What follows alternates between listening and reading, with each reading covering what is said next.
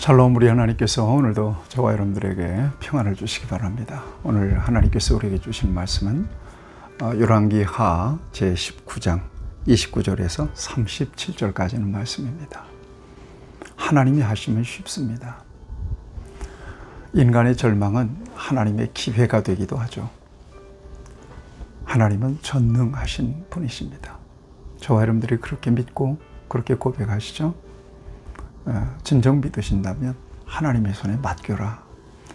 어제 그 말씀을 나누지 않습니까?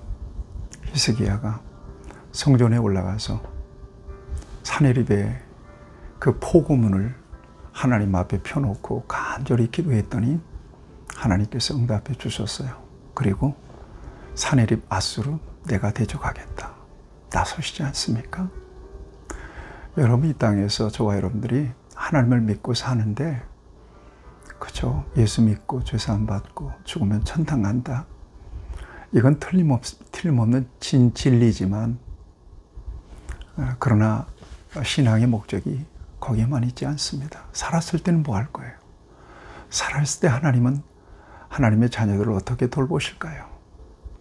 살아있는 동안에 전능하신 하나님 아버지를 의지해서 하나님 기뻐하신 일을 마음껏 하다가 하나님 앞에 서는 게 중요합니다. 하나님 신뢰할 때 하나님 도와주십니다. 하나님 의지할 때 하나님은 비록 우리가 연약할지라도 우리를 통해서 위대한 역사를 이루십니다. 장시간에 걸쳐서 하나님의 역사를 만들어 가기도 하시지만 하나님은 일순간에 역사를 완전히 역전시켜버리는 그런 역사를 통해서, 그야말로 부어주시는 역사를 통해서 단번에 역사의 방향을 바꿔버리시는 하나님이십니다. 오늘 본문 말씀도 보십시오. 히스기야의 기도에 하나님께서는 응답해 주시잖아요. 약속입니다. 말씀을 통해서 먼저 하나님이 응답해 주시는 것입니다. 약속과 말씀을 통하여 하나님이 먼저 우리에게 주시는 응답을 확신할 때 하나님께서 역사하시는 사건을 경험할 수가 있습니다. 그 약속에 대한 신뢰, 이것은 너무나 중요합니다. 이사 선지자를 통해서 하나님께서 약속하십니다. 이걸 믿어야 됩니다. 오늘 본문에 보면 여러분 29절에서 31절까지를 보면 하나님께서 이스라엘 백성들, 유다 백성들이 그 땅의 소산을 먹고 다시 번성하게 될 것이라고 하는 약속을 주십니다. 그러므로서 하나님이 이스라엘 백성, 유다 백성들을 구원하실 거라고 하는 구체적인 확증을 그들에게 약속을 통해서 보여주시는 것입니다. 언약, 말씀. 여러분, 이것이 곧 하나님이십니다. 하나님은 약속을 변개하시는 분이 아니십니다. 약속을 철석같이 믿을 때 하나님은 그 약속을 이루십니다. 그 약속 뒤에 따라오는 약속에 근거한 놀라운 하나님의 사건을 저와 여러분들이 경험하게 하십니다. 그 은혜가 저와 여러분에게 있기를 축복합니다. 여러분, 32절 이하에 보십시오. 32절 이하에 보면 하나님은 아수르가 유다, 예루살렘 성을 공격하지 못할 것이라고 하는 사실을 이렇게 말씀하고 있습니다. 그러므로 여호와께서 아수르 왕을 가리켜 이르시기를, 그가 이 성에 이르지 못하며 이리로 화살을 쏘지 못하며 방패를 성을 향하여 세우지 못하며 치려고 토성을 쌓지도 못하고 오던 길로 돌아가고 이 성에 이르지 못하리라 하셨으니 이는 여호와의 말씀이시라 그랬습니다. 예루살렘은 치러 들어왔지만 화살 한 방 날리지도 못하고 결국은 망하게 될 것이라고 하는 하나님의 예언입니다. 어떻게 됐습니까? 여러분, 참 놀랍습니다. 34절 말씀 여러분 좀 주목해서 보십시오. 내가 나와 나의 종 다윗을 위하여 이 성을 보호하여 구원하리라 하셨나이다 하였더라. 누구를 위하여? 나와 나의 종을 위하여. 여러분, 저와 여러분들을 하나님께서 붙드시고 지키시고 보호하신다면 여러분 시편 13편에 보세요. 여호와께서 자기 이름을 위하여 의의 길로 인도하신다, 이렇게 말씀하잖아요. 자기 이름을 위하여, 명예가 올린 일이죠. 저와 여러분들을 하나님께서 보호하시고 지켜주시고 또 승리하게 하실 때 하나님을 신뢰하는 그 믿음 때문에 하나님의 명예를 걸고 저와 여러분들을 붙드시고 또 인도하시고 지키시고 보호하신다는 사실을 인정하시고 믿으시기를 축복합니다.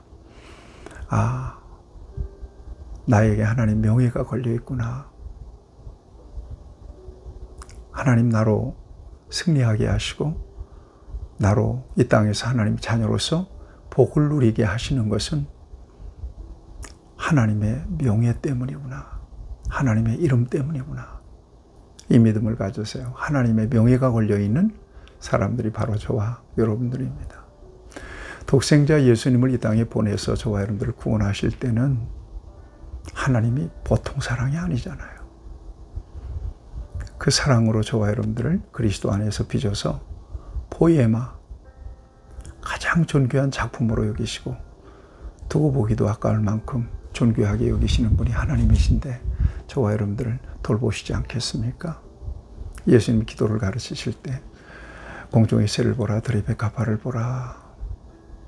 자식이 아버지에게 떡을 달라고 하면 돌을 주고 또 생선을 달라고 하면 뱀을 줄 아비가 어디 있겠냐? 하물며라고 하는 말이 있어요. 반어법이잖아요. 하물며 너일까 보냐. 여러분, 이렇게 하나님이 저와 여러분들을 아끼시고 사랑하신다는 사실을 믿으심으로 그 믿음이 저와 여러분들이 이 세상에서 영적 자존감이 될 수 있게 되기를 축복합니다. 누구도 우리를 건들 수가 없습니다. 여러분, 35절 말씀을 보면 놀랍습니다. 하나님이 이렇게도 일하십니다. 이 밤에 여호와의 사자가 나와서 아수르 진영에서 군사 18만 5천 명을 친지라. 아침에 일찍이 일어나 보니 다 송장이 되었더라. 누가?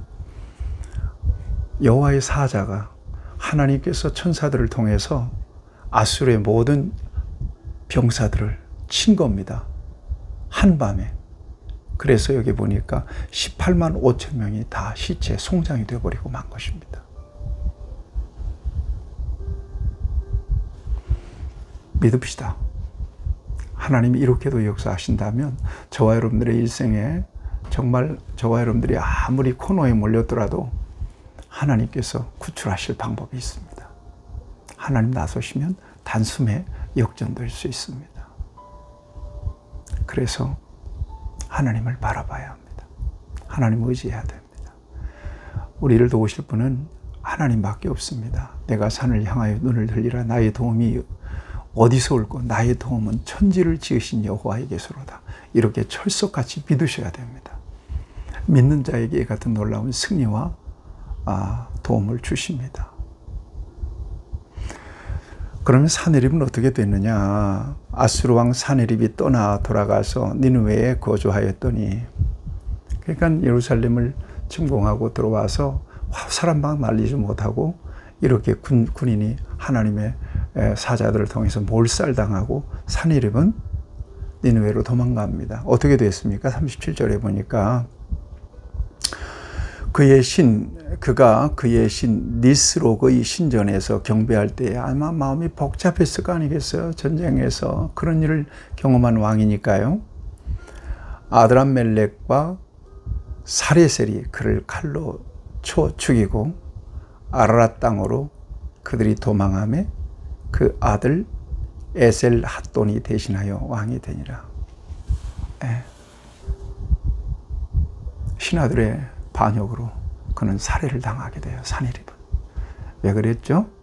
하나님을 모욕한 죄입니다. 하나님을 비방한 죄입니다. 하나님 무시한 죄입니다. 멸시한 죄입니다. 그렇게 심판받은 것입니다. 여러분, 하나님 살아계십니다.